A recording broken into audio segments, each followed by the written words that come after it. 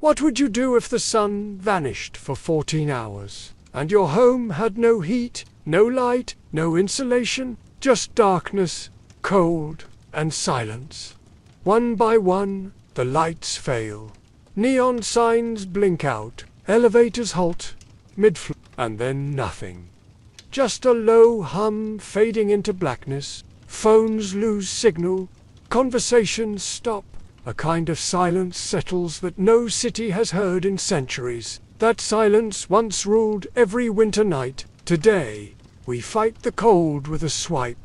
Thermostats, heated blankets, streaming distractions. But not long ago, winter was a force with teeth. In a medieval village, wind needled through wooden shutters and down stone walls. A single fire, smoky, temperamental, had to warm the living, dry clothes, cook meals, and ward off frost. Children huddled close, layered in scratchy wool, their breath visible in the firelight. The dark wasn't just around them, it pressed inward, yet somehow they not only survived, they found warmth, meaning, and even joy. This is not a tale of suffering. This is a story of survival. Block by block, power drains from a modern skyline until only the stars remain. And beneath that same sky, a cottage stands, its fire barely glowing. Inside, a mother adjusts a log. The embers glow, tracing her face as her child stirs in layered cloth. This is the medieval mind.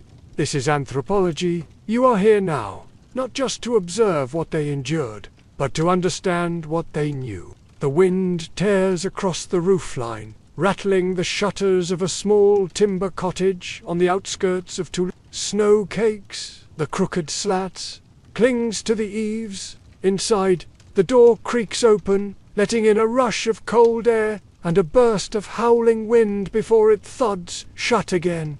A dog barks somewhere in the distance, muffled by the snow drifts. Orange light leaks through the seams of the wood, just enough to mark the shape of shelter.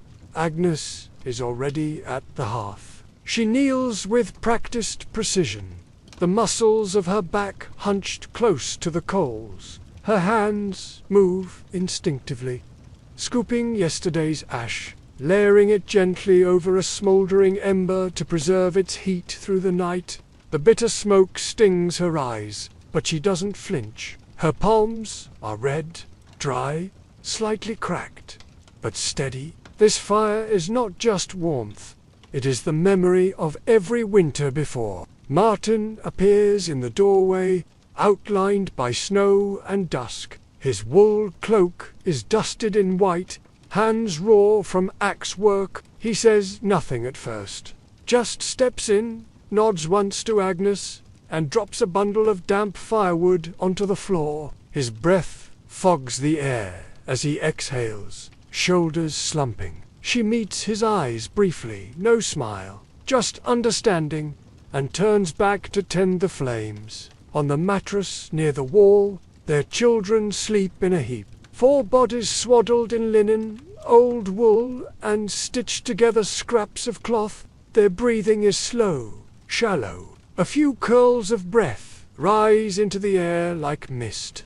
There is no privacy in this room, but there is safety, a warmth drawn not from space, but from closeness. The hearth sits at the center of the room, and the center of the family is life. Most medieval homes were built around it, the design centering not on privacy or style, but on survival.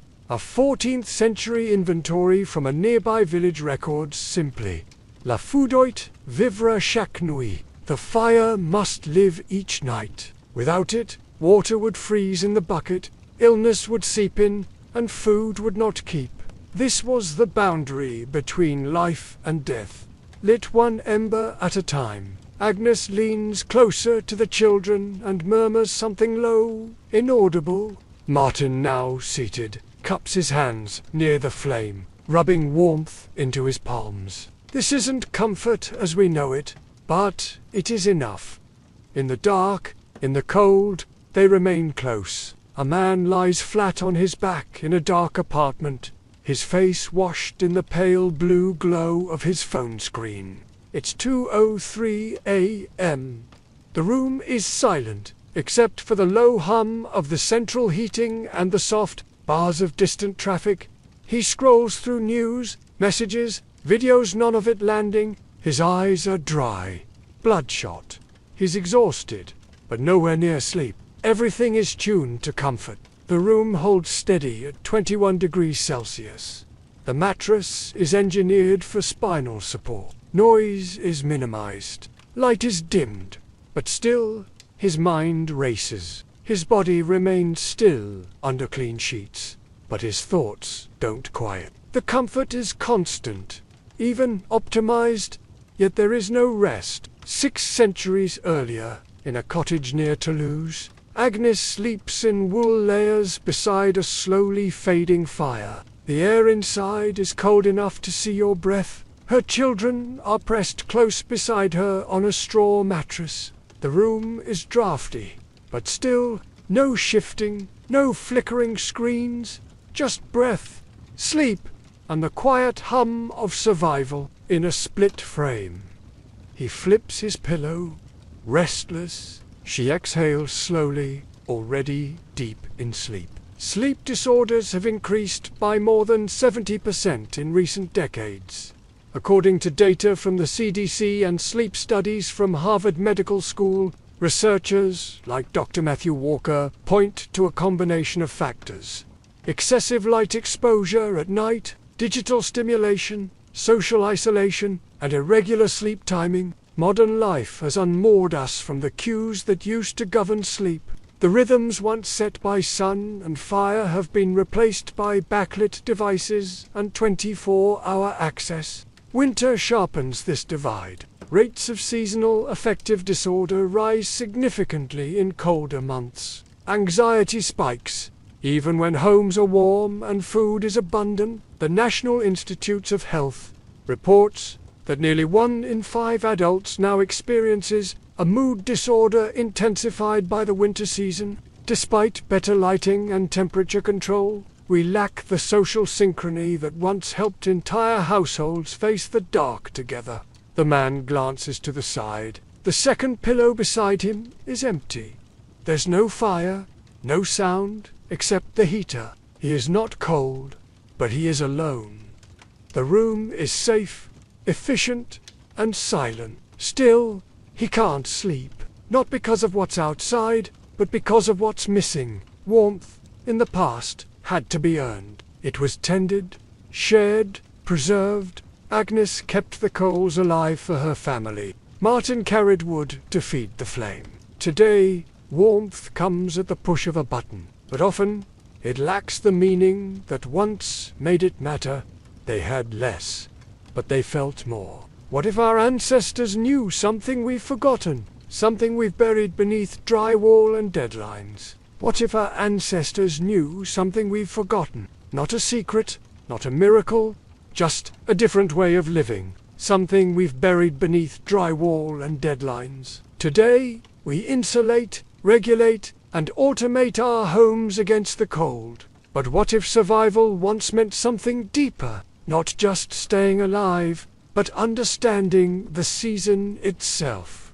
The quiet, the slowness, the need for one another. The ticking of a wall clock gives way to the subtle crackle of fire, and a hallway lined with framed prints becomes a timber-framed room lit by embers. Medieval peasants didn't beat winter. They didn't conquer frost or outsmart the night. They shaped their lives to move with it. Darkness wasn't an inconvenience. It was part of the rhythm. Days were short. Labor shifted inward, and households gathered close. Survival came not from resistance, but from alignment. Meals followed the light. Sleep followed the cold. They slowed down because nature did. This isn't a chronicle of hardship. It's a blueprint. Physical, psychological, and spiritual. A way of living through winter that wasn't about enduring, but adapting. Over the next 90 minutes, We'll explore how they kept warm at night, without insulation or electricity. How entire households organized time and labor when days lasted just 8 hours. And how rituals of faith, of folklore, of simple repetition protected the mind when the world turned quiet and dark. Not just how they survived the cold, but how they lived within it. We'll follow 3 threads: fire, structure, and belief. First, the techniques they used to preserve and share heat, not just in the hearth, but in the design of their homes and the ways they slept. Then, the daily structures shaped by the season itself: meals at dusk, sleep that came in 2 distinct phases,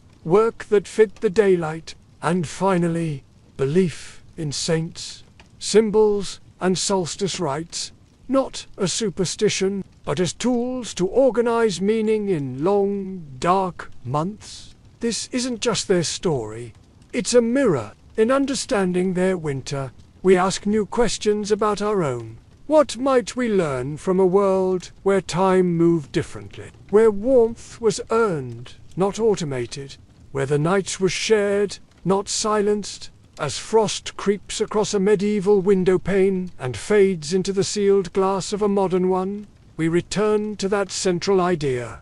They had less, but they knew the season. By the early 1300s, Europe was entering a climatic shift now known as the Little Ice Age. Average temperature dropped by as much as 1 to 2 degrees Celsius. A margin that, over time, reshaped survival. Ice core samples from Greenland and triering data across northern Europe confirm shortened growing seasons and increased frost events. Harvest records from medieval monastic estates document grape harvests delayed by weeks and grain yields falling sharply. In one English almanac from 1315, a monk writes simply, "The fields have failed us again."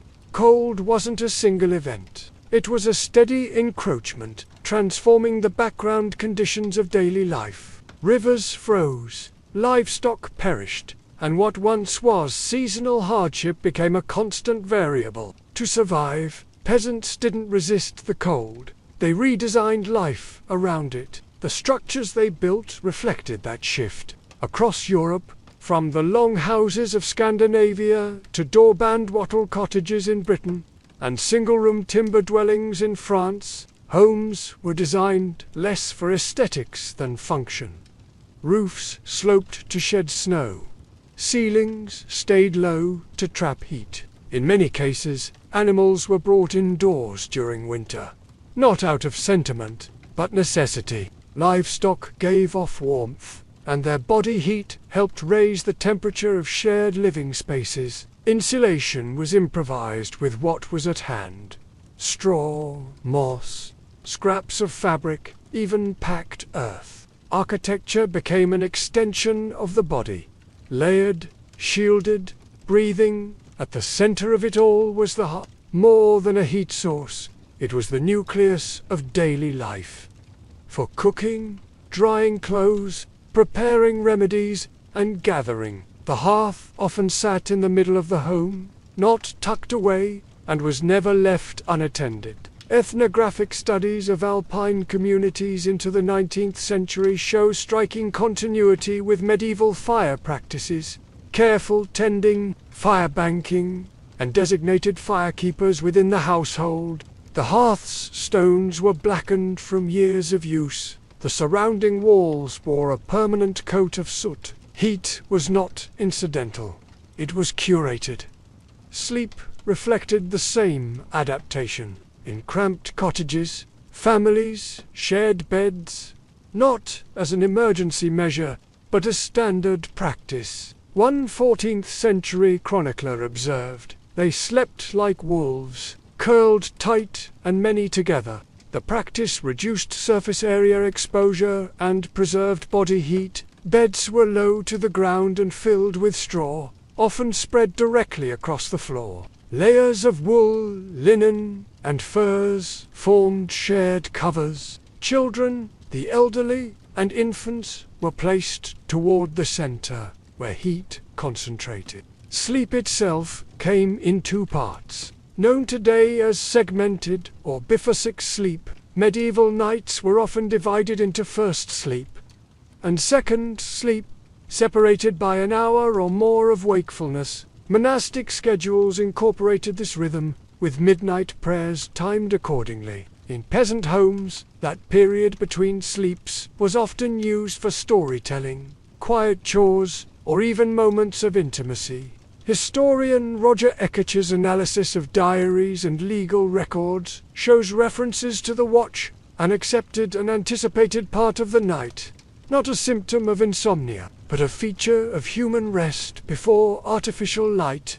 Fire management was a science in itself. To preserve embers overnight, peasants used a method called banking, covering coals with ash to reduce oxygen flow and let them smolder slowly. This technique maintained enough heat to restart the fire at dawn without new kindling. In regions where wood was scarce, like parts of Ireland or the Scottish Highlands, families used peat or charcoal, materials that burned slowly and emitted consistent heat. Banking was more than convenience. It was a form of thermal planning, passed down through generations. In effect, it was low-tech heat storage. Smoke wasn't just a nuisance, it was part of the system. Chimneys were rare before the late Middle Ages, so smoke accumulated beneath the rafters, where it helped dry wood, cure meat, and even act as a rudimentary pest control. But to offset the respiratory burden,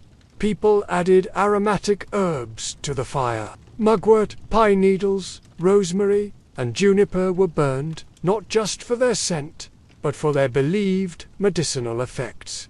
Some eased coughing, others were thought to ward off illness or damp spirits. These practices, combining comfort with function, offered a sensory layer to the winter routine. Food became another axis of adaptation. In winter, diets shifted toward calorie-dense, heat-retaining meals, root vegetables, preserved meats, fatty broths. Before bed, many families consumed hot stews or porridges to raise internal temperature. Fats, especially lard and butter, supported thermogenesis, the body's ability to generate heat from digestion. Meat was often salted or smoked in advance. Vegetables like turnips, leeks, and onions stored as these were not indulgent meals, but purposeful. Warmth began from the inside out. Clothing extended this principle. Sleepwear wasn't a luxury, but a necessity. Linen undergarments helped wick moisture, a key defense against chill, as damp fabric could become lethal. Over these, wool layers provided insulation. Sleeping caps covered the head, where heat loss is significant, and mittens or hand wraps kept fingers from stiffening. Dressing for bed was a deliberate act, often assisted by others in the household. For children and elders, it became a quiet ritual of care, a moment of physical connection in a season where cold could feel isolating. In all of this, shelter, fire, food, and sleep, one theme repeats: adaptation. Medieval Europeans didn't endure winter passively. They created layered responses that were physical, social, and symbolic. Their systems evolved from necessity, refined by experience. Warmth was not just a matter of degrees. It was a network of practices, rooted in rhythm, shared knowledge, and embodied tradition. They didn't conquer the cold. They moved with it. And this adaptation was cultural as much as practical. Manuscripts from the 14th century include blessings to be said before lighting a fire. Winter saints, like Saint Blaise and Saint Brigid, were invoked for health and protection. Homes were marked with charms to guard against the cold humors. These were not superstitions in the modern sense, but strategies, ways to frame risk, maintain morale, and sustain meaning when daylight waned. As we zoom out from a flickering hearth to the snow-covered fields beyond, we glimpse the full system at work. Winter wasn't something to get through. It was something to live with and to learn from. Agnes wakes before the sun rises. The cottage is silent but not still. Cold air presses in through the walls, and her first movement is toward the hearth. She doesn't speak. She kneels with practiced hands. She scrapes back the ash to find the ember she banked the night before. A faint orange pulse responds. She cups it gently with dried twigs and a breath of air. The ember catches, the fire lives, her breath fogs as she leans back, rubbing her hands. In a home with no clock, this is the first duty, not measured in minutes, but in warmth returned. Breakfast is sparse but necessary. A bit of broth, carried over from the night before, is heated to a low simmer. Hard bread is torn and dropped into the bowl.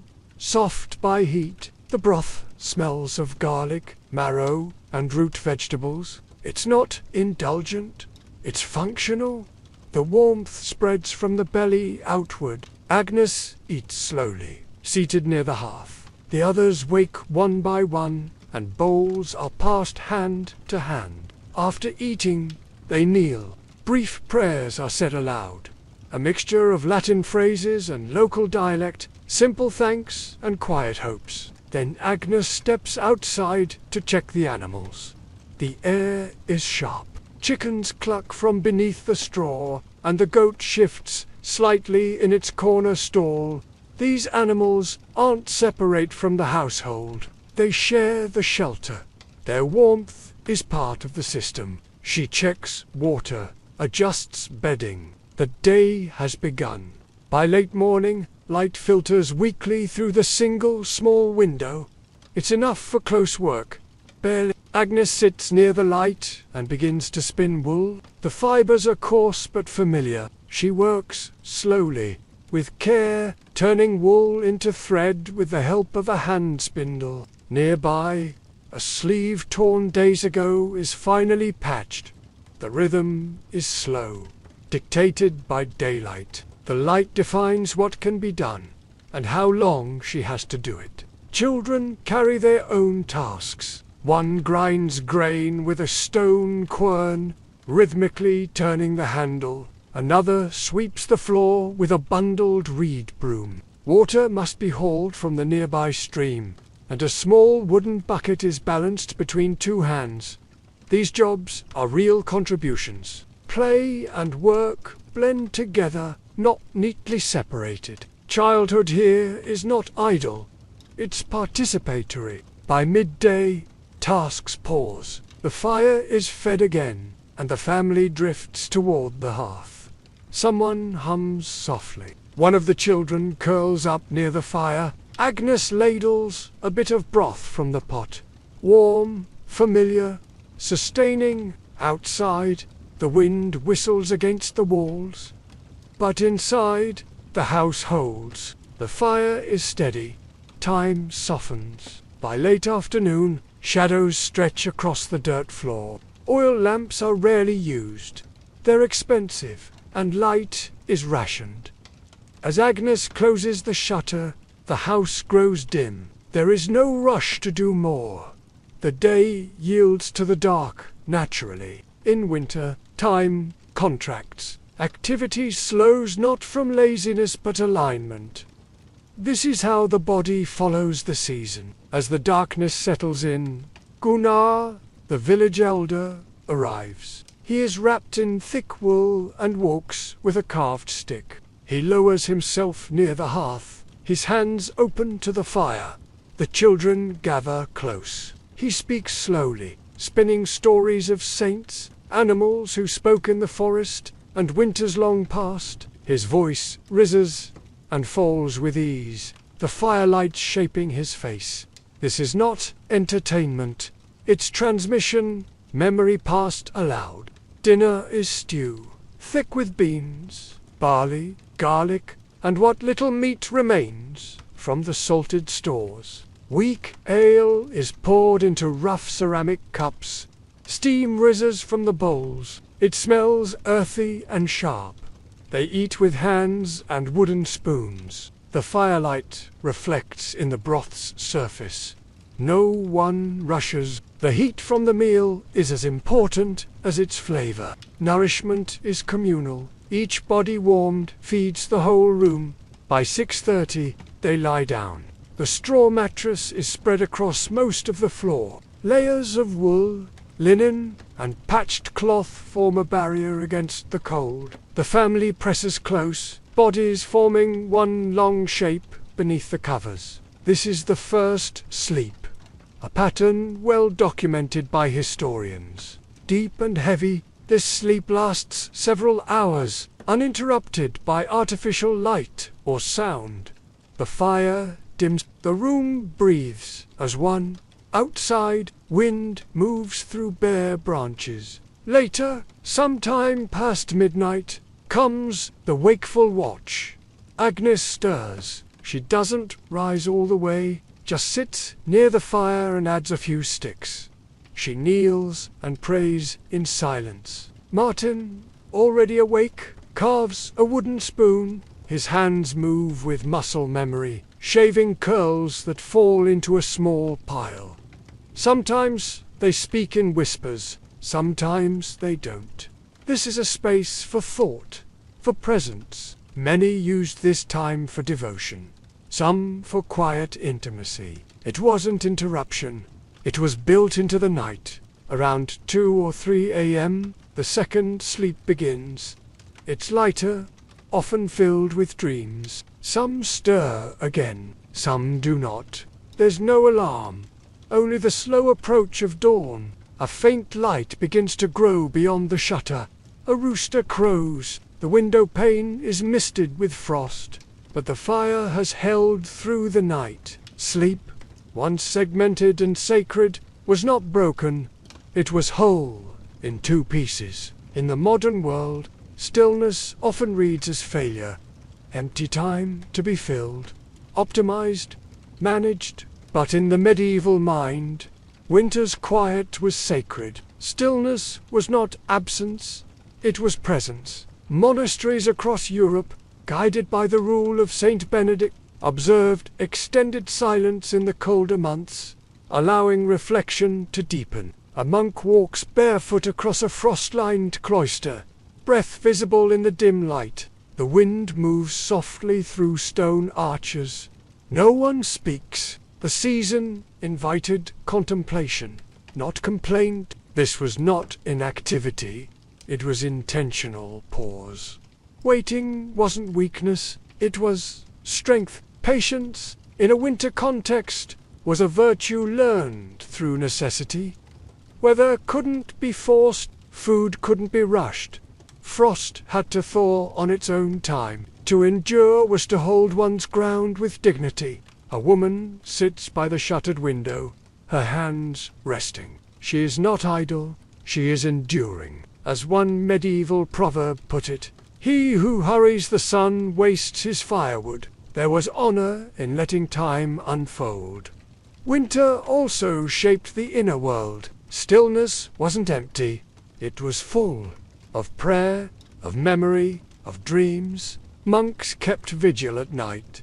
Minds turned inward as candles flickered beside them. Households, too, sat quietly in the dark, firelight casting long shadows. These weren't moments of waiting for spring. They were their own season of thought. In a village ledger, a scribe notes a month of soul-keeping, not metaphor, but instruction. In winter, you tended the body and the spirit equally. Spiritual life also extended to what was invisible. In many regions, cold was thought to invite presences. Not all of them welcome. Folklore from Brittany to the Carpathians described frost spirits, winter wraiths, or silent figures who passed by the window when the wind howled. To ward them off, families left bread at thresholds, ash patterns near doors, or bits of wool on tree branches. A child slips a crust of bread onto the sill. Frost creeps across the glass. This wasn't fear, it was etiquette. The cold, like all guests, had to be acknowledged. Dreams, too, carried weight. The wakeful hours between first and second sleep were considered a liminal time, when the mind could receive what the day concealed. Hildegard of Bingen, writing in the 12th century, described night visions as gifts given in silence. In homes like Agnes's, these dreams weren't dismissed. They were retold, pondered, interpreted. A quiet moment at the hearth. Agnes stares into the embers, her thoughts visible on her face. The silence isn't blank, it's listening. Folk belief filled in the rest. Cats weren't just companions or pest control. They were guardians. A cat curled at the foot of the bed was thought to repel both vermin and invisible threats. Shadows danced on the wall. But where the cat slept, all was well. As one regional saying went, where the cat sleeps, demons keep out. Such sayings weren't decoration. They were tools for sense-making in the long dark. And in that darkness, stories did what light could not. They warmed, they instructed, they held the room together. Storytelling wasn't passive amusement.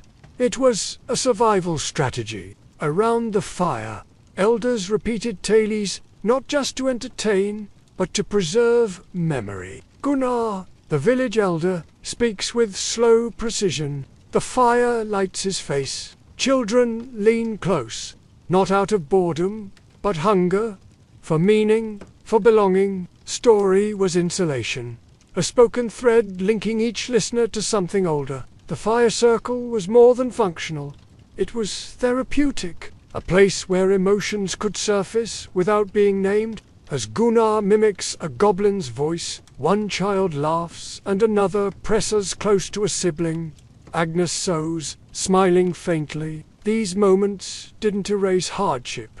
They reframed it. Through shared breath and shared myth, the family lightened winter's weight. The hearth became a vessel for processing the season. One of Gunnar's favorite stories is about the Ice Maiden, a figure said to roam the forest edges during the harshest weeks.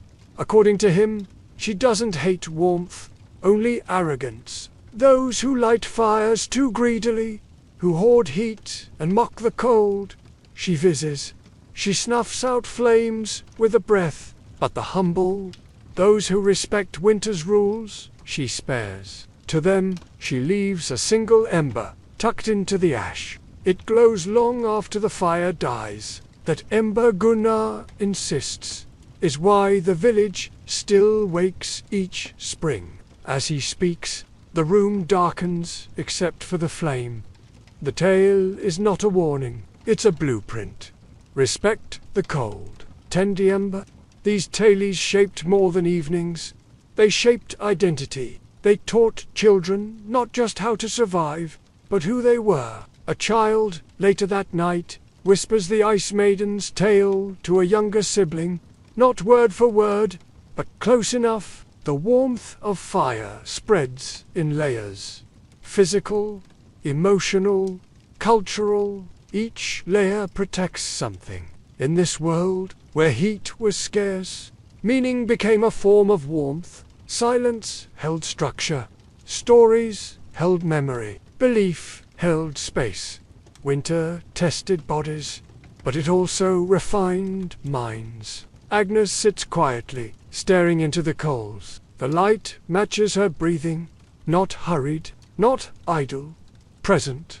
In the stillness, in the myth, in the soft circle of firelight, she and her family find what the season demands, and what it offers. Even in deepest winter, they knew.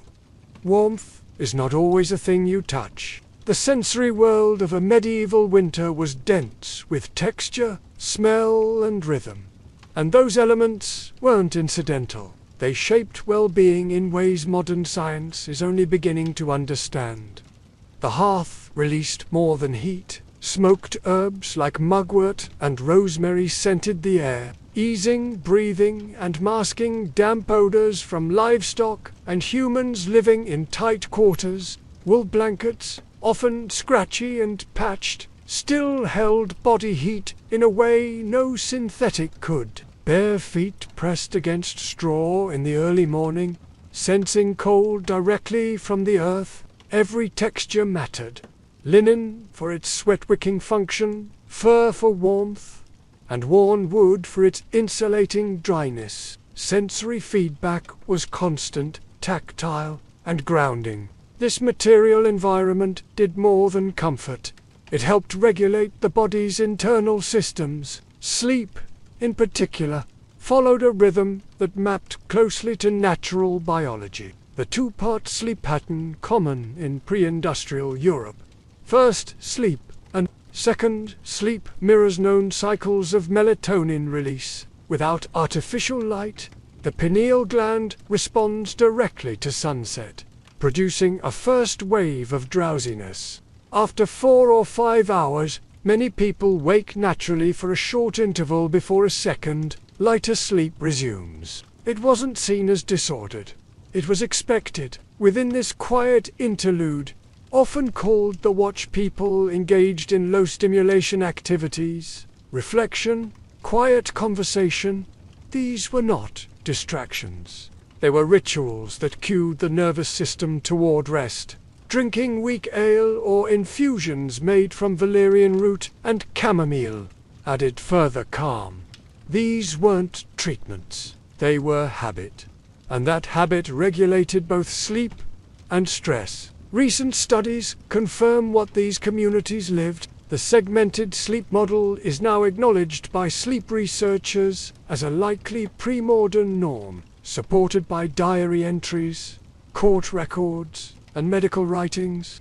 In lab conditions without artificial light, test subjects often fall into the same two-stage sleep. Cortisol, the body's primary stress hormone, drops more effectively when sleep occurs in shared spaces, particularly among familiar people. What medieval families practiced by necessity, modern science recognizes as beneficial. Their daily routines reinforced this stability. Repetition mattered. Waking, eating, and working in reliable patterns gave structure to long, unpredictable winters. The diet followed suit. Foods like garlic, onion, and fermented cabbage weren't just shelf-stable. They supported immunity and digestion. Winter didn't eliminate freshness. It redefined it. Preserved foods were often nutrient and bacteria-rich in ways that supported gut health, which we now know plays a role in mental well-being. Spiritual routines further reinforced emotional equilibrium. Daily rosaries, chants, and seasonal prayers weren't abstract expressions of belief. They were practical tools for mental regulation. Repetition of sound, breath, and rhythm engaged the parasympathetic nervous system, lowering heart rate and promoting calm. A monk's chant in a cold chapel and a mother's whispered prayer at the hearth served parallel functions to anchor the self in a time of external instability. The act of living closely with others also produced a physiological buffer against stress. Communal sleep lowered the body's fight-or-flight response. Proximity meant warmth, but also safety. Hearing the breathing of others, sharing physical space, and participating in common rhythms, these all sent clear signals to the brain. You are not alone. Even if comfort was minimal, connection was continuous. The chores of daily life contributed as well. Tasks like hauling water barefoot or kneading bread against a wooden board weren't exercises in hardship. They activated the body in ways modern wellness practices now try to replicate. Today's grounding exercises, walking barefoot, contact with natural surfaces, echo what peasants did as a matter of course. That contact with the cold ground wasn't abstract. It reset the body's internal systems through direct stimulation. The winter world Agnes lived in, for all its material scarcity, offered a framework of consistency. Light, sound, food, sleep, and prayer followed a predictable arc. That predictability offered security. a kind of physiological and emotional insulation against the unknown. The flicker of fire each night was not just heat, it was pattern, stability, a known variable in an uncertain world. This isn't to romanticize hardship. The risks were real. Illness, scarcity, and isolation. But within those risks, people embedded practices that didn't just respond to need, they built well-being. The textures they touched, the food they shared, the rhythms they kept, all formed a web of sensory and behavioral cues that held the nervous system in balance. The body listens. Even when the mind doesn't articulate, it responds to wool, to heat, to routine, to prayer. It recognizes safety not only in comfort, but in pattern. And for medieval families like Agnes's, those patterns, tactile, spiritual, biological, were the hidden mechanisms that helped them not just survive winter, but move through it with steadiness.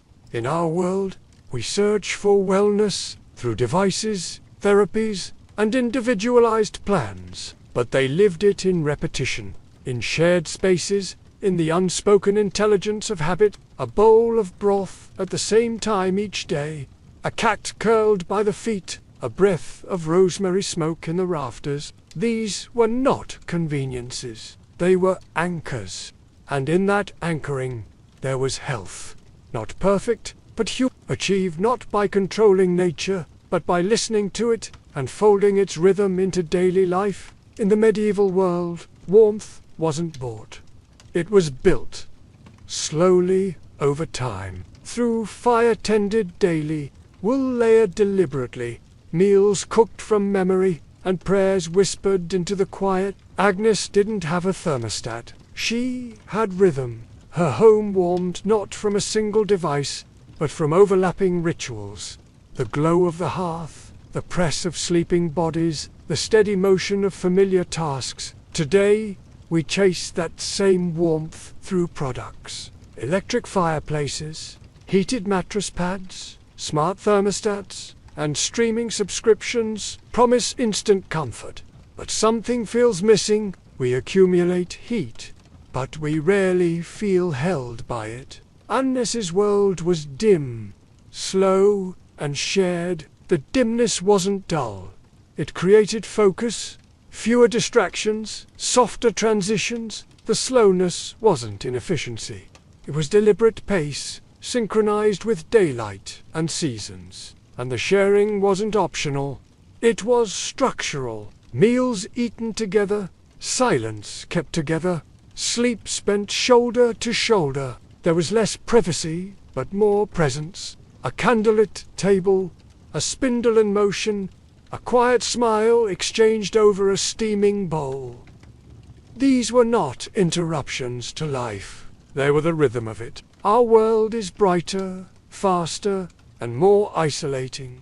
Lights stay on through the night. Rooms glow blue from televisions and phones. Each person has their own space, their own screen, their own schedule.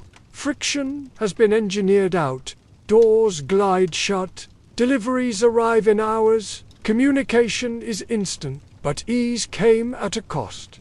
The texture of togetherness wore thin. Moments that once had weight, lighting a fire, sharing a task, are replaced with automation. In solving discomfort, we introduced a different kind of cold. Maybe it's not that we're broken. Maybe it's that we've been severed, cut off from the patterns that grounded our ancestors. The cycles of work and rest, of silence and song, of light and dark. We call it burnout, or anxiety, or seasonal dread.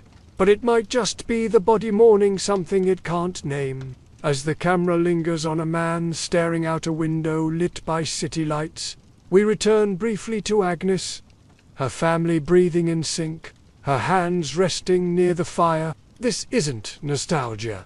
It's recognition, a reminder that warmth is not a commodity. It's a rhythm. Technology gave us power, over time, over temperature, over space, but it robbed us of ritual. In medieval life, repetition wasn't mindless.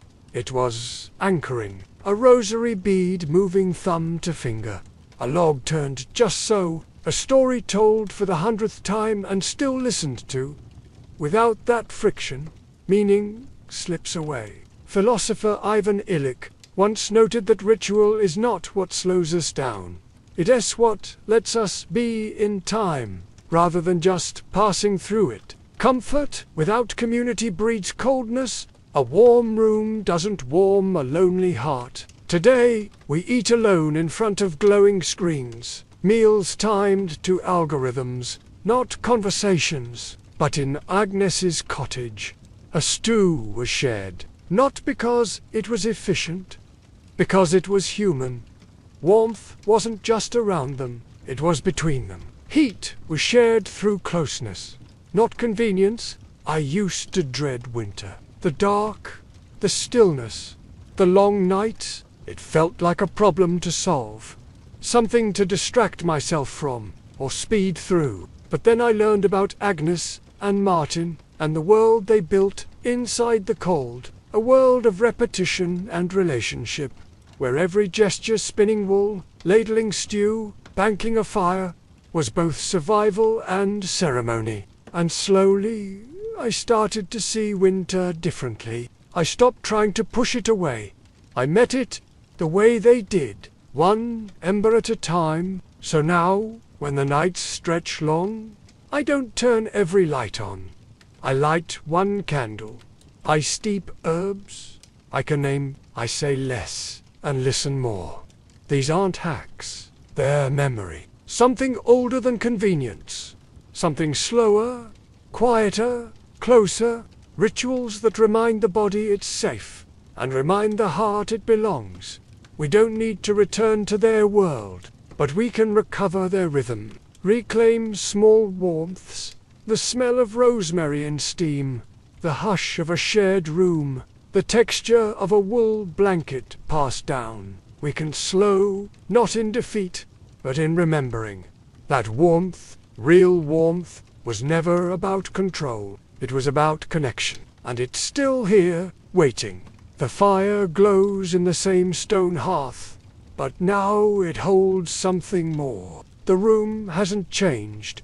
The same beams, the same straw-stuffed bedding, the same wind whispering against the shutters, but the silence feels different. Not empty, full.